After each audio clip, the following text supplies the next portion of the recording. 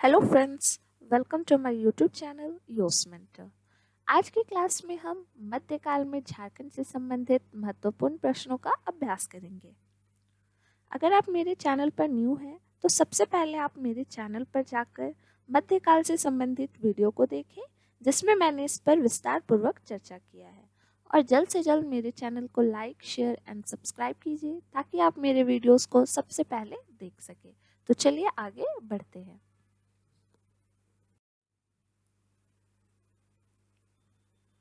पहला प्रश्न, महामाया मंदिर किस स्थान पर स्थित है?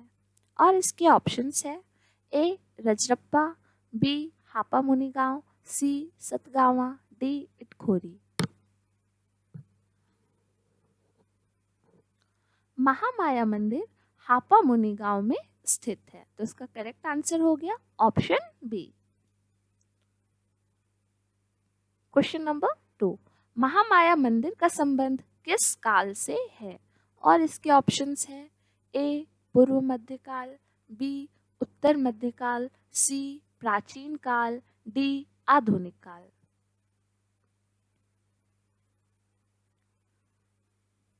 महामाया मंदिर का संबंध पूर्व मध्यकाल से है, तो इसका करेक्ट आंसर हो गया ऑप्शन ए पूर्व मध्य काल।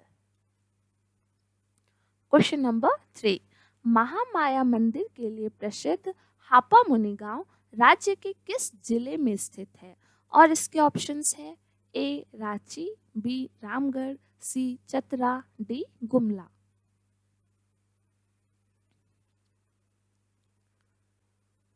तो जो महामाया मंदिर के लिए प्रसिद्ध गांव है हापा मुनि गांव, वो आपके झारखंड राज्य के गुमला जिले में स्थित है, तो इसका करेक्ट आंसर हो गया ऑप्शन डी।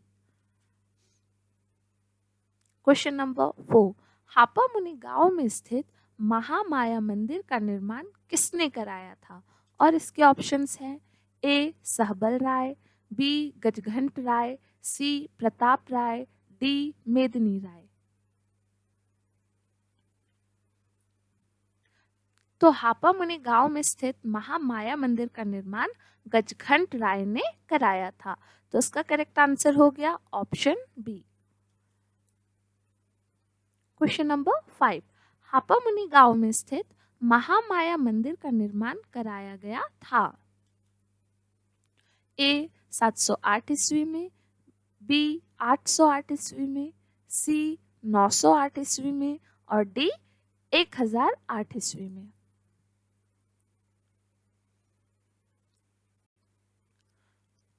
तो जो महामाया मंदिर का निर्माण कराया गया था वह 908 ईस्वी में कराया गया था, तो इसका करेक्ट आंसर हो गया option C. Question number 6, Mahamaya मंदिर का निर्माण किस वंश के शासक द्वारा कराया गया था? और इसके ऑप्शंस है ए पाल वंश, बी नाग वंश, सी सिंह वंश, डी मान वंश। महामाया मंदिर का निर्माण नाग वंश के शासक द्वारा कराया गया था, तो इसका करेक्ट आंसर हो गया ऑप्शन बी। क्वेश्चन नंबर 7, हापा मुनि गांव के महामाया मंदिर में निम्न में से किसके द्वारा विष्णु की प्रतिमा स्थापित की गई थी? और इसके ऑप्शंस हैं ए हरिनाथ, बी सियानाथ, सी महंतनाथ, डी देवनाथ।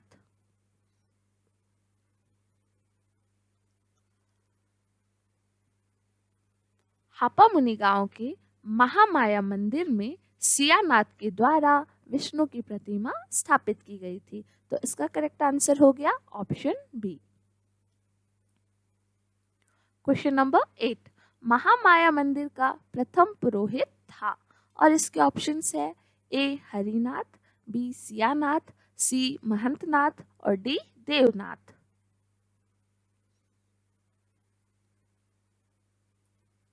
तो जो महामाया मंदिर का प्रथम पुरोहित थे वो थे हरिनाथ, तो इसका करेक्ट आंसर हो गया ऑप्शन ए। क्वेश्चन नंबर 9, गजघंट राय का धार्मिक गुरु था? और इसके ऑप्शंस है ए सियानाथ, बी शीतलनाथ, सी आदिनाथ और डी हरिनाथ। तो जो गजघंट राय के धार्मिक गुरु थे वो थे हरिनाथ। तो इसका करेक्ट आंसर हो गया option number D. Question number 10, Tanginath का मंदिर झारखंड के किस जिले में अवस्थित है? और इसके ऑप्शंस है ए रामगढ़, बी गुमला, सी हजारीबाग, डी पलामू।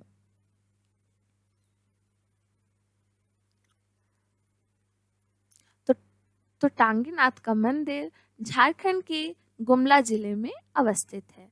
तो इसका करेक्ट आंसर हो गया ऑप्शन बी।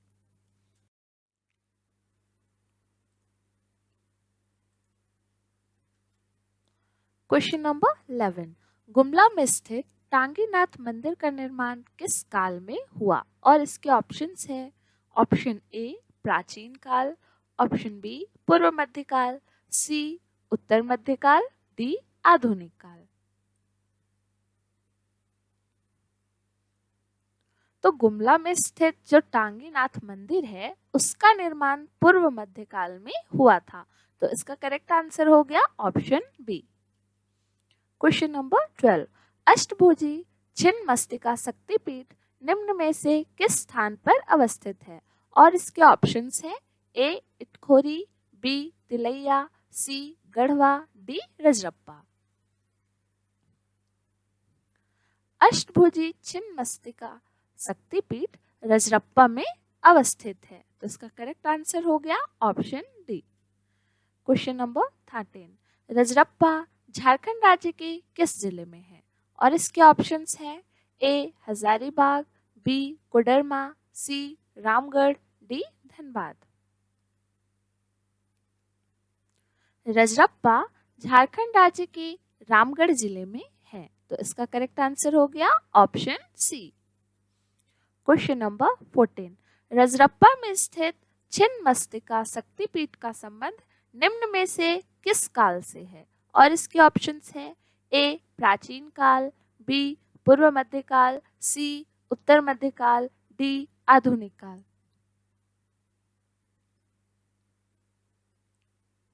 तो जो रजरप्पा में स्थित है छिन्नमस्तिका शक्तिपीठ उसका संबंध पूर्व मध्यकाल से है। तो इसका करेक्ट आंसर हो गया option B. Question number 15, Jharkhand के किस स्थान से पाल शासक महेंद्र पाल के शिलालेख प्राप्त हुए हैं? और इसके ऑप्शंस है ए सतगावा पहाड़, बी इटखोरी, सी बेनीसागर, डी महूदी पहाड़।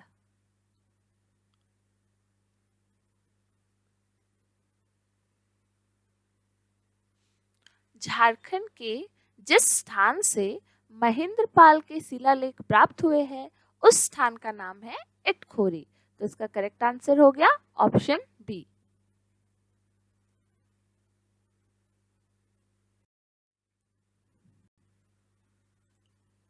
क्वेश्चन नंबर 16, मां भद्रकाली की मूर्ति का निर्माण झारखंड के निम्न में से किस स्थान पर किया गया था? और इसके ऑप्शंस है ए रजरप्पा, बी चैनपुर, सी Padma, D Itkhori.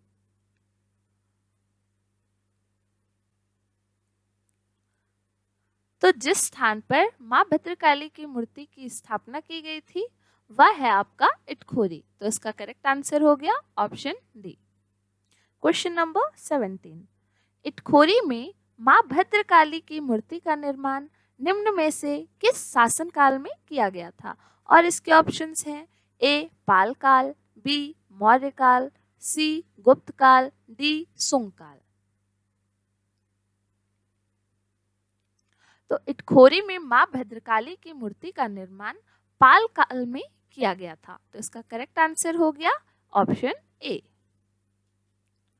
Question number 18, Bakhtiyar Khilji ने झारखंड से होकर निम्न में से किस स्थान पर आक्रमण किया था? और इसके ऑप्शंस है ए मिर्जापुर, बी पाटलिपुत्र, सी Nadia, D Raipur.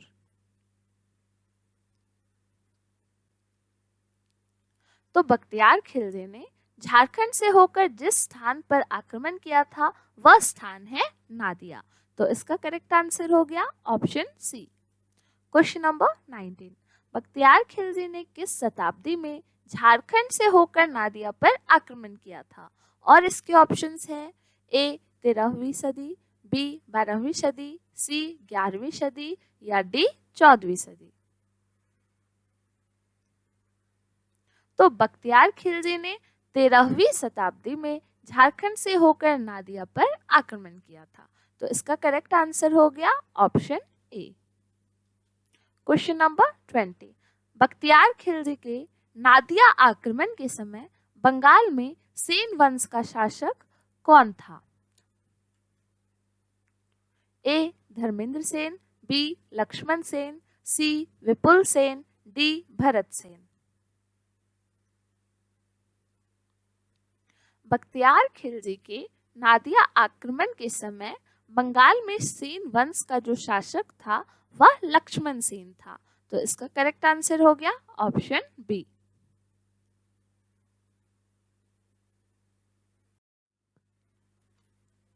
Question number 21, गुलाम वंश के संदर्भ में निम्न में से कौन सा कथन सत्य है? और इसके ऑप्शंस है ऑप्शन ए गुलाम वंश के समय झारखंड की सीमा में मुस्लिम सेनाओं की छावनियां स्थापित की गई, ऑप्शन बी इल्तुतमिश तथा बलबन के शासनकाल में इनके प्रभाव से झारखंड मुक्त रहा, ऑप्शन सी गुलाम वंश के शासक इल्तुतमिश तथा बलबन के समय झारखंड में नागवंशी राजा हरिकर्ण का शासन था, और ऑप्शन डी उपरोक्त सभी कथन सत्य है। तो आइए अब हम इसके सारे ऑप्शंस को एक एक करके देखते हैं। तो ऑप्शन ए है गुलाम वंश के समय झारखंड की सीमा में मुस्लिम सेनाओं की छावनियां स्थापित की गई थी। तो हाँ, की गई थी, तो ये ऑप्शन आपका सही हो जाएगा। ऑप्शन बी है इल्तुतमिश तथा बलबन के शासनकाल में इनके प्रभाव से झारखंड मुक्त रहा। तो हाँ, इनके प्रभाव से झारखंड मुक्त रहा था। ऑप्शन सी है गुलाम वंश के शासक इल्तुतमिश तथा बलबन के समय झारखंड में नागवंशी राजा हरिकर्ण का शासन था। हाँ, तो उस समय यहाँ पे नागवंशी राजा हरिकर्ण का शासन था। तो ये ऑप्शन भी सही हो जाएगा। तो इस प्रकार इस क्वेश्चन का जो सही उत्तर हो जाएगा वह हो जाएगा ऑप्शन डी कि उपरोक्त सभी कथन सत्य है। क्वेश्चन नंबर 22, इल्तुतमिश तथा बलबन के समय झारखंड इनके प्रभाव से मुक्त था क्योंकि यहाँ नागवंश के एक शक्तिशाली राजा का शासन था, और वह राजा कौन था? और इसके ऑप्शंस हैं ए विराटकर्ण, बी हरिकर्ण, सी भीमकर्ण तथा डी अर्जुनकर्ण। इल्तुतमिश तथा बलबन के समय झारखंड इनके प्रभाव से मुक्त था क्योंकि यहाँ नागवंश के एक शक्तिशाली राजा का शासन था, और वह जो राजा थे वह थे हरिकर्ण। तो इसका सही उत्तर हो जाएगा option B. Question number 23, Alauddin Khilji ने अपने किस सेनापति को नागवंशी राज्य पर विजय प्राप्त करने हेतु भेजा था? और इसके ऑप्शंस है ए सैफुद्दीन, बी शाहबाज खां, सी छज्जू मलिक और डी मलिक बयां।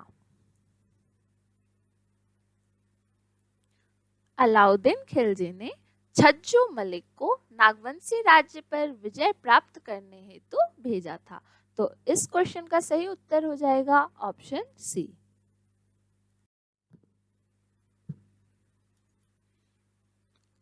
क्वेश्चन नंबर 24, अलाउद्दीन खिलजी द्वारा कब अपने सेनापति छज्जू मलिक को झारखंड में नागवंशी राज्य पर विजय प्राप्त करने हेतु भेजा गया था? और इसके ऑप्शंस है ए 1215 ईस्वी में, बी 1310 ईस्वी, सी 1395 ईस्वी और डी 1420 ईस्वी।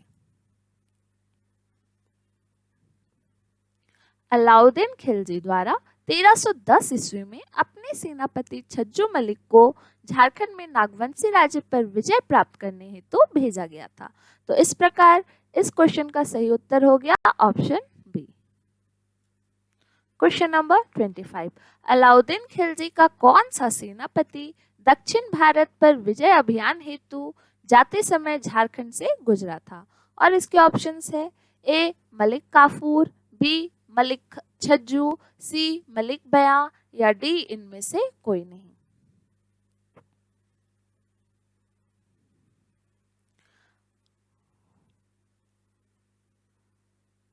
तो जो सेनापति थे अलाउद्दीन खिलजी के जो दक्षिण भारत पर विजय अभियान हेतु जाते समय झारखंड से गुजरे थे वह थे मलिक बयां।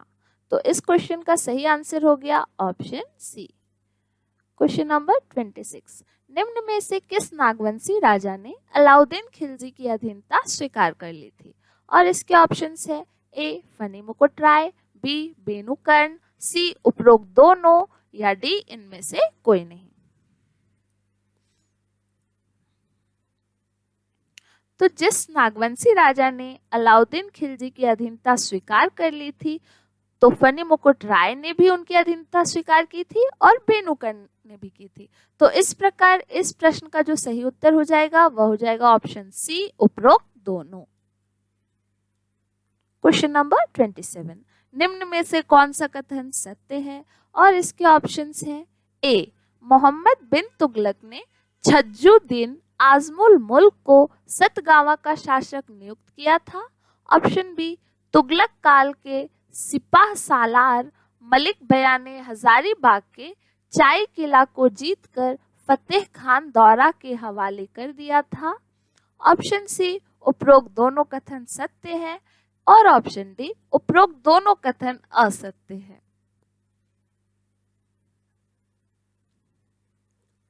तो आइए अब हम इसके सारे ऑप्शंस को एक एक करके देखते हैं।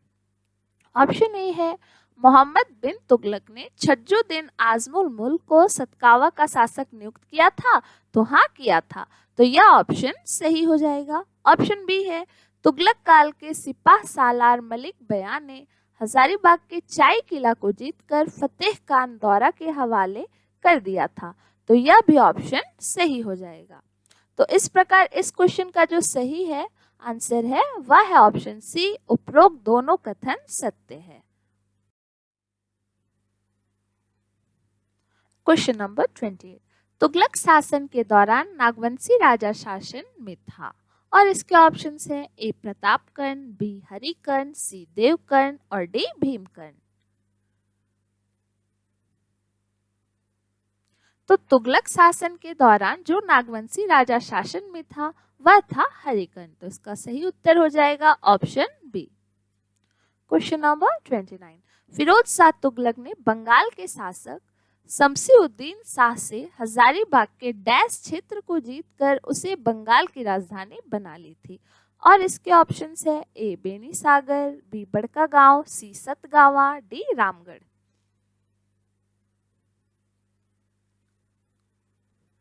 फिरोज शाह तुगलक ने बंगाल के शासक शमसी-उद-दीन शाह से हजारीबाग के सतगावा क्षेत्र को जीतकर उसे बंगाल की राजधानी बना ली थी, तो इस प्रकार इसका सही उत्तर हो जाएगा option C. Question number 30, Lodhi वंश के शासन के दौरान इनमें से किसने झारखंड पर शासन नहीं किया? और इसके ऑप्शंस है ए प्रतापकर्ण, बी हरिकर्ण, सी विराटकर्ण, डी छत्रकर्ण।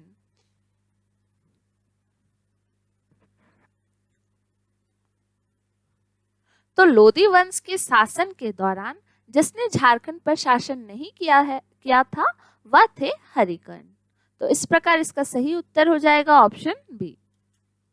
क्वेश्चन नंबर 31, लोधी वंश के शासन के दौरान उड़ीसा के किस वंश ने झारखंड पर आक्रमण किया था? और इसके ऑप्शंस है ए वानपति वंश, बी गजपति वंश, सी रमापति वंश और डी महापति वंश।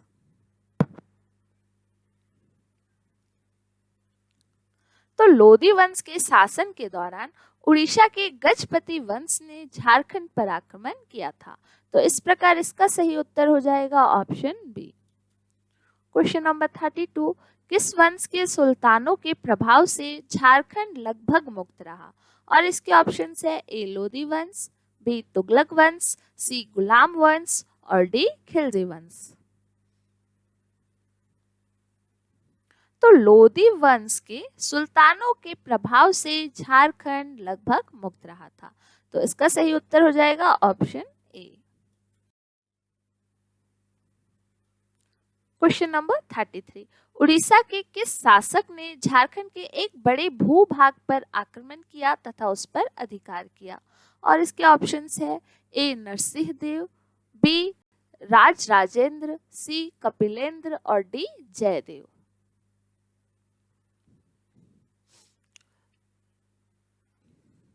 तो तो उड़ीसा के जिस शासक ने झारखंड के एक बड़े भूभाग पर आक्रमण किया तथा उस पर अधिकार कर लिया था वह थे कपिलेंद्र। तो इस प्रकार इसका सही उत्तर है ऑप्शन सी। 34 निम्न में से कौन लोधी वंश के समकालीन झारखंड में नागवंश के शासक थे? और इसके ऑप्शंस है ए प्रतापकर्ण, बी विराटकर्ण, सी छत्रकर्ण, डी उपरोक्त तीनों।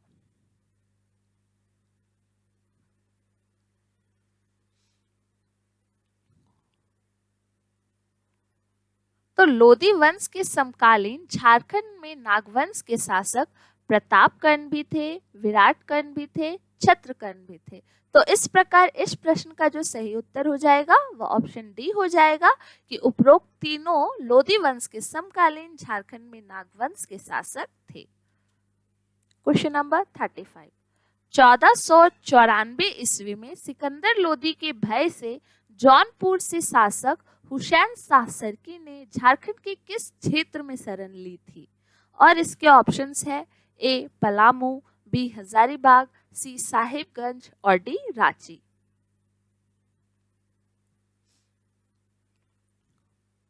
तो 1494 ईस्वी में सिकंदर लोधी के भय से जौनपुर के शासक हुसैन शाह सरकी ने झारखंड के साहिबगंज में शरण ली थी। तो इस प्रकार इसका सही आंसर हो जाएगा option C. Question number 36 Jaunpur के किस शासक द्वारा मिथिला के शासक शिव सिंह तथा बंगाल के शासक गणेश पर आक्रमण करने हेतु झारखंड मार्ग का उपयोग किया गया था? और इसके ऑप्शंस है ए हुसैन शाह सरकी, बी इब्राहिम सरकी, सी अब्दुल्ला सरकी और डी सलीम सरकी।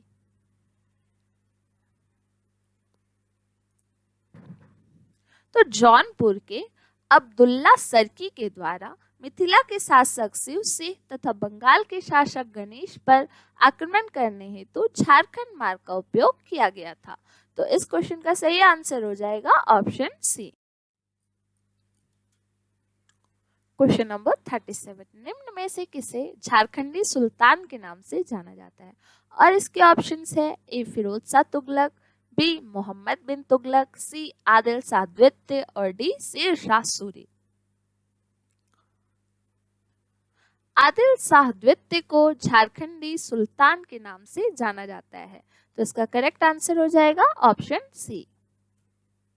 क्वेश्चन नंबर 38 शेर शाह ने झारखंड के किस क्षेत्र का उपयोग अपने बंगाल अभियान में किया था? और इसके ऑप्शंस है ए राजमहल क्षेत्र, बी सिहभूम क्षेत्र, सी छोटा नागपुर क्षेत्र और डी पलामू क्षेत्र। शेर शाह ने राजमहल क्षेत्र का उपयोग अपने बंगाल अभियान में किया था। तो इसका करेक्ट आंसर हो जाएगा option A. Question number 39 Sher Shah के सेनापति ख्वास खां ने किस चेरू शासक को पराजित करके श्याम सुंदर नामक हाथी प्राप्त किया था? और इसके ऑप्शंस है ए फनी मुकुट राय, बी महारथ चेरो, सी मदन राय और डी विक्रम कर्ण।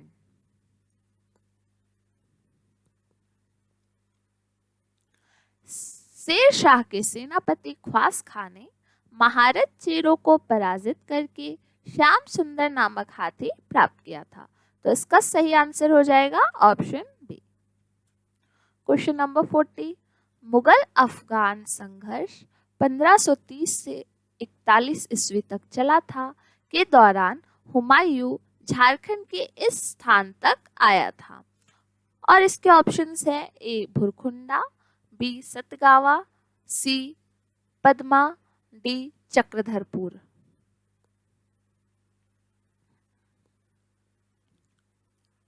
तो मुगल अफगान संघर्ष के दौरान हुमायूं झारखंड के भुरकुंडा तक आया था। तो इसका सही आंसर हो जाएगा ऑप्शन ए। क्वेश्चन नंबर 41 निम्न में से कौन सा कथन सत्य है? और इसके ऑप्शंस है ए शेर शाह के शासनकाल में झारखंड में शाही सिक्कों के प्रचलन में तेजी आई, बी शेर शाह ने मुगलों के विरुद्ध अपने अभियान में झारखंड के जंगलों का व्यापक तौर पर प्रयोग किया, सी झारखंड क्षेत्र में आक्रमण करने का शेर शाह का मुख्य उद्देश्य श्याम सुंदर नामक हाथी प्राप्त करना था, और ऑप्शन डी उपरोक्त सभी कथन सत्य हैं। तो आइए अब हम इसके सारे ऑप्शंस को एक एक करके देखते हैं। ऑप्शन ए है, शेर शाह के शासनकाल में झारखंड में शाही सिक्कों के प्रचलन में तेजी आई। तो हाँ, आई थी, तो ये ऑप्शन सही हो जाएगा। ऑप्शन बी है, शेर शाह ने मुगलों के विरुद्ध अपने अभियान में झारखंड के जंगलों का व्यापक तौर पर प्रयोग किया। तो हाँ, व्यापक तौर पर प्रयोग किया था, ये ऑप्शन भी आपका सही हो जाएगा। ऑप्शन सी है, झारखंड क्षेत्र में आक्रमण करने का शेर शाह का मुख्य उद्देश्य श्याम सुंदर नामक हाथी प्राप्त करना था। तो ये ऑप्शन भी आपका सही है। तो इस प्रकार इस प्रश्न का जो सही उत्तर हो जाएगा वह हो जाएगा ऑप्शन डी कि उपरोक्त सभी कथन सत्य है। क्वेश्चन नंबर 42, जुन्नैद कर्रानी व मुगलों के बीच झारखंड के रामपुर क्षेत्र में हुए संघर्ष में मुगलों की जीत हुई थी। यह रामपुर क्षेत्र वर्तमान में है और इसके ऑप्शंस है ए हजारीबाग, बी रांची, सी रामगढ़ और डी धनबाद।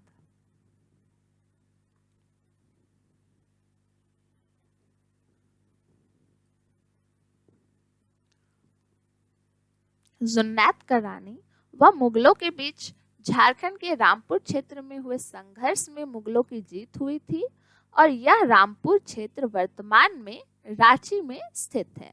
तो इसका सही उत्तर हो जाएगा option B. Question number 43, Akbar नागवंशों की राजधानी खुखरा को अपने अधिकार क्षेत्र में लेना चाहता था, जिसका कारण था, और इसके ऑप्शंस है ए इस क्षेत्र की आर्थिक समृद्धि, बी साम्राज्य का विस्तार करना, सी इस क्षेत्र का सामरिक उपयोग करना और डी उपरोक्त सभी।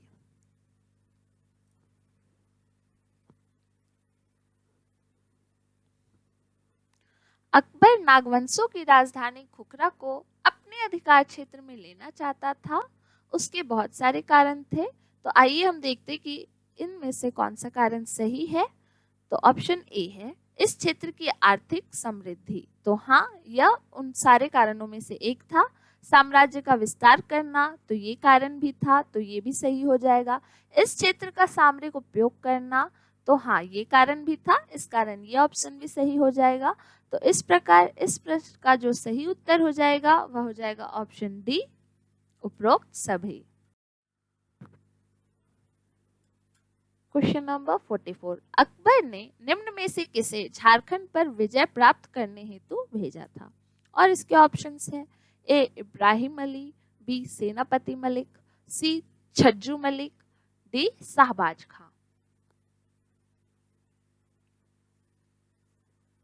अकबर ने शाहबाज खां को झारखंड पर विजय प्राप्त करने हेतु भेजा था। तो इसका सही उत्तर हो जाएगा option D. Question number 45, Akbar ने 1585 ईस्वी में शाहबाज खां के नेतृत्व में किस नागवंशी शासक के विरुद्ध विजय प्राप्त करने हेतु अपनी सेना भेजी थी? और इसके ऑप्शंस है ए ऐनी शाह, बी दुर्जन शाह, सी यदुनाथ शाह, डी मधुकरण शाह।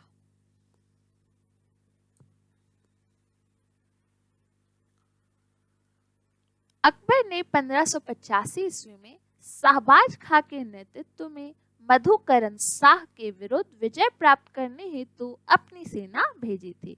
तो इस प्रश्न का सही उत्तर हो जाएगा ऑप्शन डी। क्वेश्चन नंबर 46, निम्न में से किस मुगल शासक ने झारखंड को सर्वप्रथम अपना करदाता प्रदेश बनाया? और इसके ऑप्शंस है ए अकबर, बी शाहजहां, सी जहांगीर, डी औरंगजेब। तो जिस मुगल शासक ने झारखंड को सर्वप्रथम अपना करदाता प्रदेश बनाया वह थे अकबर। तो इसका सही उत्तर हो गया ऑप्शन ए। क्वेश्चन नंबर 47, 1589 ईस्वी में अकबर ने निम्न में से किसे बिहार झारखंड का सूबेदार नियुक्त किया था? और इसके ऑप्शंस हैं ए राम सिंह, बी मान सिंह, सी दलेल सिंह और डी श्याम सिंह।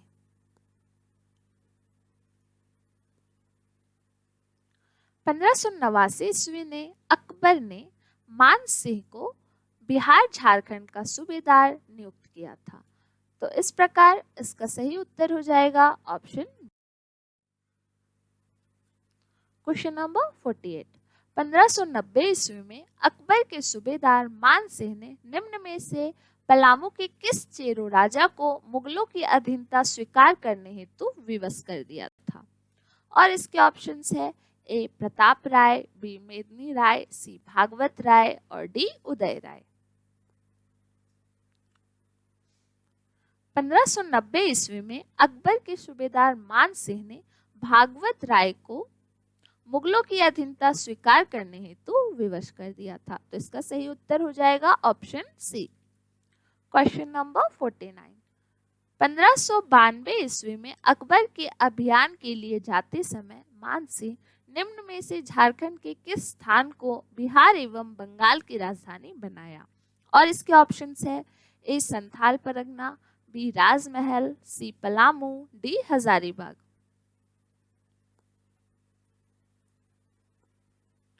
1592 ईस्वी में अकबर के अभियान के लिए जाते समय मान सिंह ने झारखंड के राजमहल क्षेत्र को बिहार एवं बंगाल की राजधानी बनाया था। तो इसका सही उत्तर हो जाएगा ऑप्शन बी।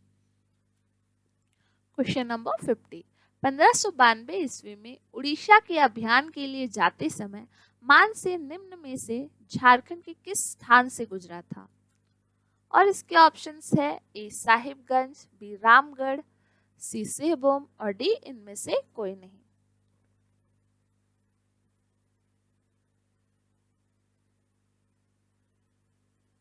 (1592 ईस्वी में उड़ीसा के अभियान के लिए जाते समय मान से झारखंड के सिहभूम क्षेत्र से गुजरा था। तो इसका सही उत्तर हो जाएगा ऑप्शन सी।